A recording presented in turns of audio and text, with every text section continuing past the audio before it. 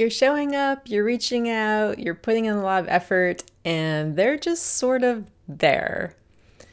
If you've ever experienced that situation where you feel like you're putting in a whole bunch more effort than they are and you're the one who's more interested, it can feel really frustrating. It can also feel a little sad. So in this video, we'll explore what might be happening underneath that dynamic and how to protect your energy without losing your openness. Hi, I'm Kaylee Larkin. I'm a certified attachment practitioner, and I help people to attract a secure relationship that is mutual and reciprocal.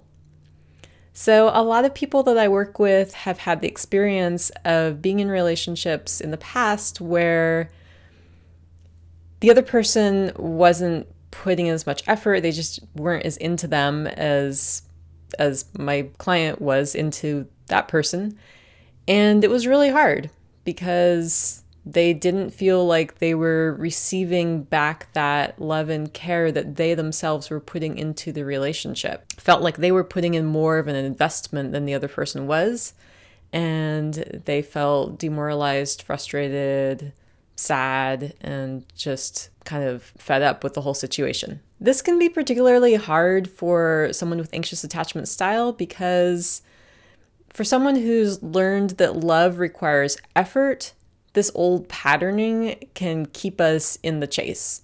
So the old patterning says something like, we need to put in a lot of effort. We need to convince the other person that we're worth dating, that we're worth getting to know, that we're worth being friends with, that we're worth loving, right? And that old patterning, it's kind of sad because of course, we're all so much more than that, and we don't really need to be convincing anyone else of our worth. We don't really need to be convincing anyone else that we're worth dating. You're worth dating for a whole bunch of reasons that don't require you to convince someone. And of course, yes, we all have things we can work on. We can all become better relational partners, sure. But underneath that, we all have worth. So in the anxious attachment system, there's a lot of kind of instability that happens early on because a caregiver wasn't consistently available. When someone wasn't consistently available, then we try harder. We try to make sure that the relationship is stable, and we spend a lot of time, we spend a lot of effort, we spend a lot of intention making sure that everything is okay between us and our partner. So when that pattern is looping, then that's what we expect to have to do in a relationship. We expect that we're going to have to be the one who puts in more effort. We expect that we'll just kind of settle for crumbs, right? And like, nobody needs to just settle for crumbs when you're putting in a whole bunch of effort. Really what's best is to find someone who values you for who you are, and then put your effort into getting to know them, right? When they see something in you that they love and they're really drawn to that, then you don't need to pretend to be something else because they love you for who you actually are. So instead of chasing, what can we do? So we can really start to notice what's happening, and that might look like noticing whether you're being met part way or whether you're just putting in all of the effort. Healthy interest doesn't need to be managed. It doesn't need to be coerced, obviously. It doesn't need to be controlled. Healthy interest just shows up because it's attracted to you. And that's a beautiful thing. The consistency and the care and the mutual effort, those are basics. Those aren't bonuses that are added on that we think that we need to achieve eventually. That's like the bare minimum. So we should be looking for consistency and care in relationships. We don't need to have to work extra hard to receive consistency and care. That's a problem, right? So when we're in a relationship that's healthy and secure, we're receiving back the energy that we're putting in. And if it's lopsided, if one person's putting in more energy than the other, then sometimes we can get into trouble there. So when you're dating, you want to be looking for relationships that are giving you back the energy that you're putting in. If you're doing all of the emotional labor, you're the one who's always reaching out, you're the one who's always making plans, always initiating, then you're probably not receiving back that energy. So noticing that, first of all.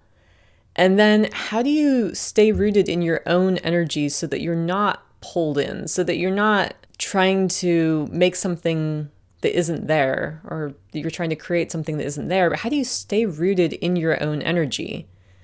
So a lot of people find that they just need to step back a little bit. So stepping back into their own passions, into their own hobbies, into more of who they are.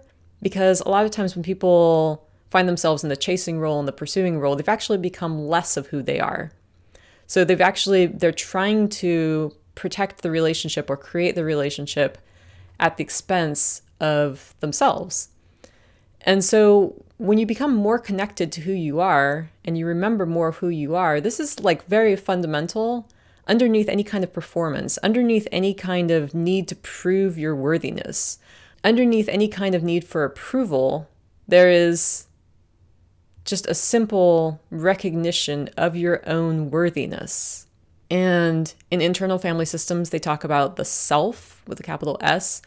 And that self is when we're feeling kindness, compassion, when we're feeling self-compassion, wisdom, all these things. Like if you were going to give advice to a really good friend and you're in self, then you are tapped into your compassion, you're tapped into your wisdom. And so when you're in this space where you're really connected to who you are underneath all this other stuff, and that stuff could be attachment stuff that's come up over the years. It could be baggage. It could be stories that you've created or that you've learned living your life and that have now become true for you. But underneath all of that stuff is you, who you really are. When you can get in touch with that self and love on it and really begin to affirm your worth and really love yourself, that shines through and people can see that. And so that is very powerful. And doing practices that help you to begin to recognize your self-worth, if that's something that you've struggled with, are very powerful. Doing practices that let you trust yourself without having to rely on someone else's recognition or love yourself without their approval, that makes you so much more resilient, so much more, I want to say autonomous, but I don't want to say autonomous like the way that someone might go if they were leaning too hard avoidance, where everything's about independence, because it's not that, but it's about trusting yourself, knowing that you have enough power to do what you want to do, that you feel empowered, that you can actualize yourself. But going back to how to stay rooted in your own energy, it's really about trusting yourself, finding your solid ground, and feeling connected to yourself with the capital S. The wiser, higher self, the loving self, all of that, feeling connected to that. That is very powerful. And when you can own that energy, then you don't get pulled into trying to make something work that isn't meant to work, or trying to create a relationship with someone who's not really interested.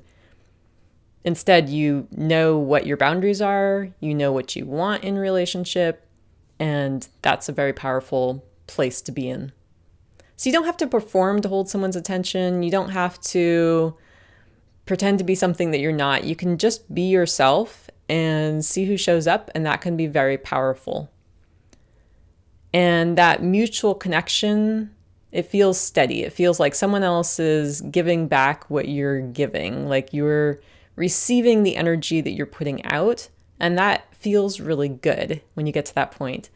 So if you'd like more help and more support navigating dating in a secure way, you might enjoy my Secure Love Toolkit.